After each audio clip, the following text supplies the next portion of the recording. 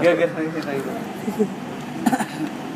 Oh sorry, ini kan aku dari ini ada surat resminya yang aku email kemarin. Iya, makasih Dari ya. jadi IPMI International Business School tuh aku sebenarnya tugas belajar dari kantor gitu. Ini itu di Cikini ya? Ini nih, samping ini. Oh iya.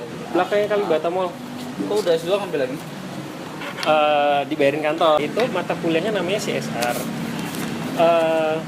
Jadi kita disuruh mewawancara social entrepreneurs yang berhubungan dengan sosial CSR. Jadi nanti artikelnya aku buat di yang linknya aku kasih I'm to Flourish-nya mengenai sebenarnya limbah bahagia itu sendiri idenya dari mana ya kalau boleh tahu? Iya, jadi ini awalnya saya juga bingung ini insiden apa seperti apa gitu. Karena saya dulu kalau nonton video saya itu beneran udah di kejadian. Metro TV ya? Ada ya? Jadi saya emang dari kecil tuh suka mulung-mulung ikut-ikut temen gitu loh. Sering beneran itu kejadian, sampai dimarahin orang tua, dijewer segala macam. Dan masih bandel gitu. Karena seru kan. Ini di Pontianak kan ya? Di Pontianak ya? ya. Jadi karena seru gitu kan. Ya. Itu passion lah ya, jadi passion saya. Nah begitu udah gede kan, terus saya ingat waktu kecil suka mulung kan. Saya jual ke orang yang di Sampan, saya cari udah meninggal, pusing. Saya akhirnya Ini kan yang dulu buat beli bakwan itu ya mas? iya betul. Jadi saya cari yang saya jual itu udah meninggal bapaknya, jadi udah nggak ada lagi. Jadi akhirnya saya itu mungkin kata orang agak sedikit gila sih ya, nyari-nyari ke sampah. Iya bukan orang dulu yang orang dulu. ya saya kan dulu sering mulung, terus saya jual ke bapak Salimin lah di sini. Ya, pengepul yang pakai sampan dulu di.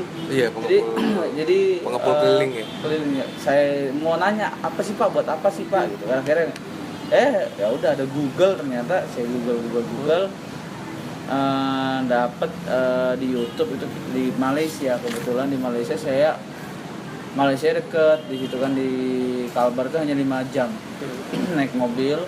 Saya kesana pakai bis, riset, oh dijadiin begini, botol jadi ada yang jadi dakron, jadi benang, jadi strapping.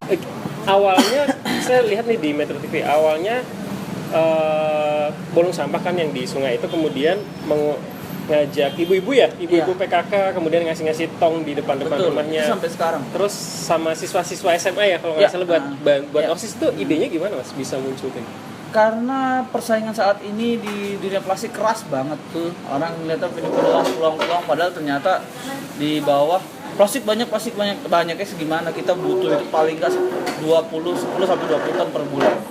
Baru itu mencapai 20 titik. ton tuh plastik mentah begini atau udah jadi butiran? Plastik mentah. Nah, itu nyarinya lumayan sulit gitu. Sampai waktu itu ada konser Bon Jovi ya.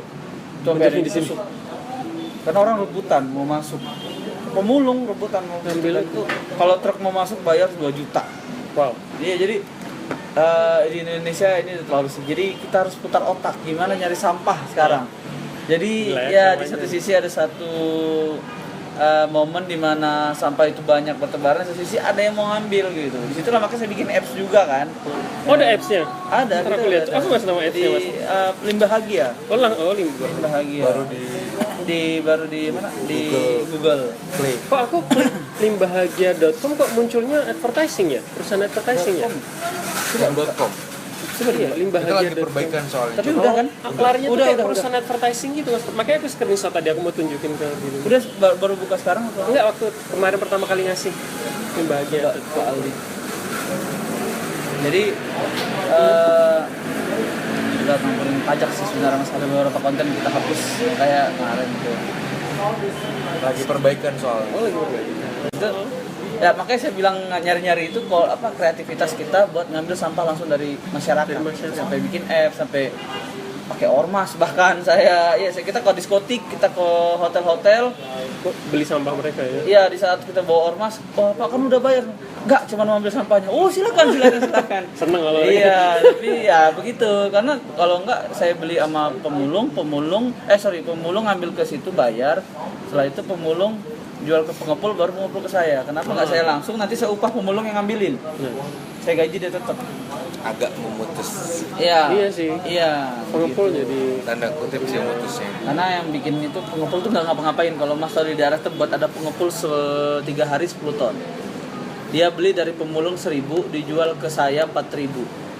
3.000 dikali 10 ton 30 juta. Cuma diam aja. Per 3 hari. Dia cuman diemin aja.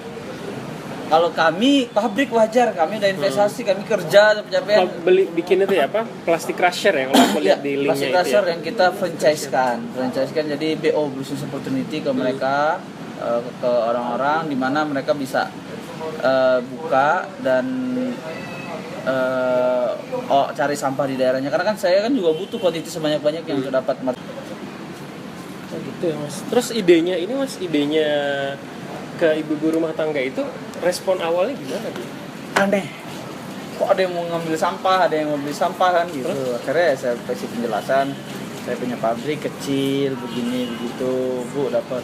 Bener ya Bang, Mas, saya beli ya susah kan. Awalnya nggak percaya ya? Iya, ini aja deh saya kasih tempat, jadi gini, Ibu kumpulin sini nanti saya ambil gitu. Begitu saya udah kekumpul, dia SMS, saya ambil, bayar, baru dia percaya. Akhirnya menjalar, bisik-bisik tetangga akhirnya kan, Jadi banyak. Nah, ya akhirnya ya saya bisa bertahan karena ini bisnisnya agak keras. Kalau kita ikutin apa kata pengepul, mainin harga, itu banyak penggiling tutup karena mereka ikut apa kata pengepul gitu. Karena belinya aja udah 4.000, sekarang harga udah jatuh ke 6.000 Mas. Lagi jatuh kan, lagi biasa, lagi minyak kan, ikut minyak bumi kan, plastik. Oh dia ngikut? Kan plastik dari minyak bumi origin. Memisahkan limbah apa sama ke sekolah-sekolah itu? Ini dia masukin sekolah-sekolah gimana? Lebih ke teknik pengenalan tentang plastik aja sih Mas. Kalau sebenarnya kalau plastik sendiri saya pribadi Belum hafal. belum hafal. Ada 60-an jenis. Yang valuable aja 30-an. 30-an. Yang valuable itu aja saya nggak hafal semua. Kalau di ini cuman kita kasih yang lebih lebih sering kita temuin di daerah sekitar kita, yang lebih sering dipakai untuk bahan konsumsi, ya, gitu aja sih. Sesederhana itu kok Mas. Jadi Ya, Tapi yang menarik dari yang dibentuk sama Mas Indra itu kan, kalau di sini bisnis ini kan sebenarnya gimana kita ngasih pertama opportunity ke yang mau ngejalanin bisnis, kedua kita ngasih benefit langsung ke masyarakat. Ibu ini kan benefitnya langsung nih. Benefitnya kita berikan secara langsung dalam bentuk cash kan.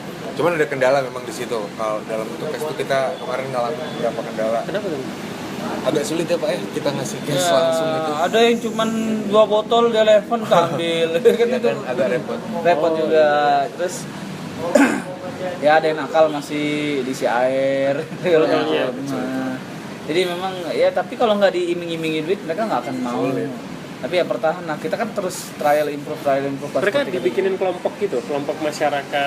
Ya, kalau mau lihat yang sudah jalan dan hebat, penghasilannya 16 juta per bulan, itu kelompok ibu-ibu semua itu ada di daerah Semper, Bank Semper, Sampah Sanora namanya. Bank Sampah Sanora. Itu salah satu binaannya Limbaga juga. Mereka udah dapat dari mana? Astra. Astra, PLN. Ini bantuannya ya? Iya. Ya, bantu. Gini, kalau saya ngelihatnya saya mulai di anak-anak sekolah yang preschool, anak SD. Nggak tahu lah ya, saya ada keyakinan aja kalau next kegiatan mengumpulkan, memilah atau menjaga lingkungan itu adalah sesuatu yang keren. Pertama itu pengen munculin aja dulu sih, kita persuasif aja dari mulai anak-anak kecil itu dulu gitu. Dan kenapa kita mulai dari SMP SMA, memang dulu Mas Indra juga mulai dari alma mater sendiri ya, di SMA 1 ya. Iya. Masih SMA 1. Memang kita basicnya memulainya awalnya dari sistemnya kita memberikan